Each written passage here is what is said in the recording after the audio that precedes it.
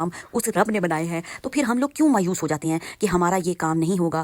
کام ضرور ہوگا۔ ہر ممکن کو ناممکن بنانے والی جو ہے دعائے مبارکہ ہے یہ، یا واسع یا کریم یا رزاقو، ٹھیک ہے، رزاقو اس طرح پڑھنا ہے، کو کریم واسع، ٹھیک ہے، عین کے بعد نکالیں او واسع یا واسع، اس طرح کر کے پڑھیں اور گہرائی کے ساتھ پڑھیں اور بس دعا مانگیں، پھر آپ دیکھیں انشاءاللہ تعالیٰ رب کی عنایت۔ تو ویورز چینل کو سبسکرائب کریں، ویڈیو کو لائک اور شیئر ضرور کر دیں تاکہ کسی کا بھی بھلا ہو سکے۔ اور جب انسان، بہترین انسان رب کو وہی لگتا ہے جو اس کی مخلوق کی خدمت کرتا ہے، اور اللہ کو وہ انسان بہت زیادہ پسند ہے۔